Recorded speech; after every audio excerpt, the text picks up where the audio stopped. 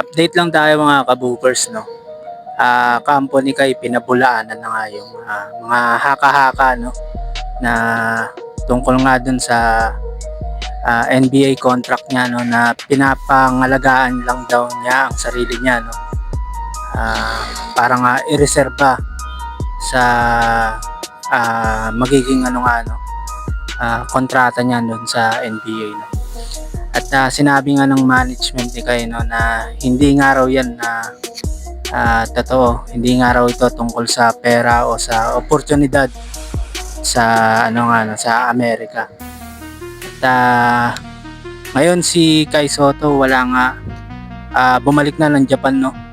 Ano kaya ibig sabihin nun, no, pagbalik niya sa Japan. Pero ang sabi daw para makaiwas daw sa mga issue tungkol dito sa FIBA, no, sa FIBA window.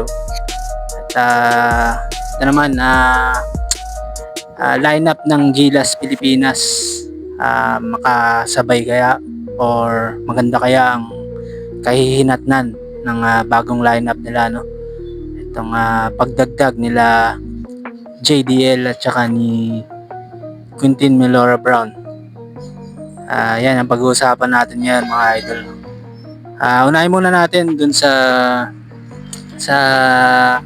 issue, no, patungkol dito kay Kai Sotto, no, sa kampo niya.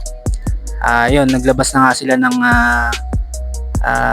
pahayag, no, patungkol nga dun sa mga haka-haka daw na kaya lang daw hindi maglalaro si Kai dahil nga dun sa nire-reserva niya yung sarili niya para sa NBA contract, no, dun sa darating na Summer League. Or meron kasing meron kasing tatlong contract dun. Yung isa na nga yung tinitingnan, no, yung sa Summer League. At yun nga, yun pinabulaanan na ng kampo ni Kai na hindi nga daw yun tungkol doon or sa pera. Pinapangalagaan lang daw nila yung kalusugan ni Kai, no, yung sa ACL niya, no. Iniiwasan lang nila na magkaroon ng aberya. At si Kai nga, no, wala na ngayon dito sa Pilipinas, no. Bumalik na siya sa Japan. At kasi yun nga, dahil nga dun sa sa pag-iwas nila, no, na magkaroon ng problema yung tungkol sa injury ni Kai. At saka para makaiwas na rin daw sa mga issue patungkol dito sa FIBA window, no. Well, maganda rin naman, no, na bumalik na si Kai sa yun nga, patungkol dun sa syempre para sa kanya kasi yung nasa kanya nakapokus yung mga pambabash or dami kasi nagagalit, no, ba't di daw siya naglaro, ba't di daw siya sa Gilas, maglalaro sa Gilas. Syempre may kanya-kanya namang yan si Kai kasi yun, pinapangalagaan niya lang yung kalusugan niya siguro. Mararamdaman naman niya yun kung ready na ba talaga siya sa mas malaking mas malaking laban. Siya naman nakakaramdam niyan kasi siya yung may injury, kung talaga bang 100% siya or hindi pa kaya, no. Siya naman ng doon magdedesisyon para sa sarili niya. At yun, sana supportahan na lang natin yung desisyon ni Kai, no.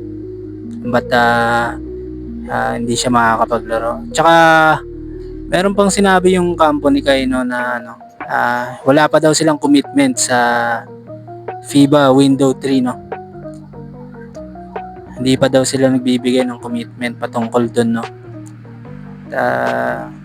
Yun, abang-abang lang tayo. Siyempre, pwede pa naman mabago yun.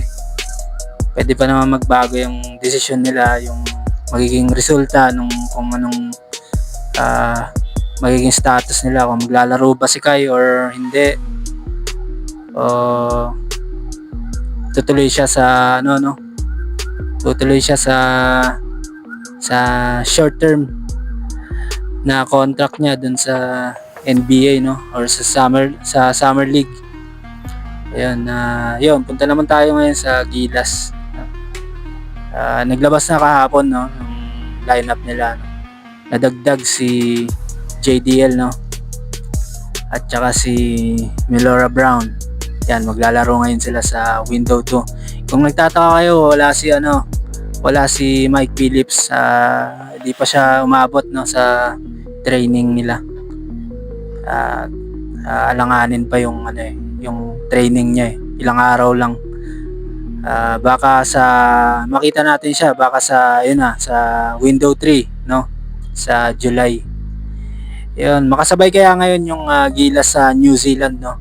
Medyo pinalakas din ngayon yung New Zealand. Makasabay kaya yung Gilas team natin, no. Well, siguro kaya naman, no. Kaya naman kasi andyan si Justin Brownlee, no. Consistent naman yung scoring niyan pag naglalaro sila sa Gilas. Tsaka si Dwight Ramos. Yan yung mga consistent, no. Ang mga scoring sa loob pagdating na sa laban sa FIBA. Yan yung mga inaasahan natin.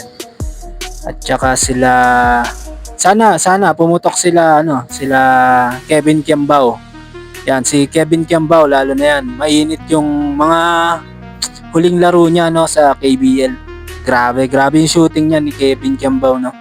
Nag-average siya sa dalawang game niya ng 20 points per game. At si Carl Tamayo naman, medyo siya, no. Sa mga huling game niya, galing kasi siya sa injury. So kaya parang limitado rin yung minutes niya nung huling game niya sa KBL. Pero sana maganda yung laro niya ngayon. Yan yung mga inaasahan natin, yung mga sila AJ Edu, yan. At saka sana pumutok din yung ibang player natin. Ayan, lalo na si inaasahan natin ngayon si Quintin Melora Brown, no, sa depensa, no. At saka sa ilalim, no. Sana maganda yung maging laro niya mamaya. At saka si JDL, yun, sana maging maganda rin yung laro niya, no. Maganda yung nilalaro niya sa sa PBA. Yun, medyo kung kailan nga mainit yung pangalan niya. Sana hindi magbago yun ngayong laban nila ngayong araw mamaya. So yun lang mga boss, no. Maraming salamat sa pagsuporta, no, sa ating channel. Sana wag nyo kalimutan i-like ang ating video, at syempre wag nyo rin kalimutan na pindutin nyo na rin yung subscribe button, no. At yun lang mga boss. Kung may mga tanong kayo, may mga comment kayo, yun, i-comment nyo lang sa baba. Yan, pag-usapan natin yan. Peace.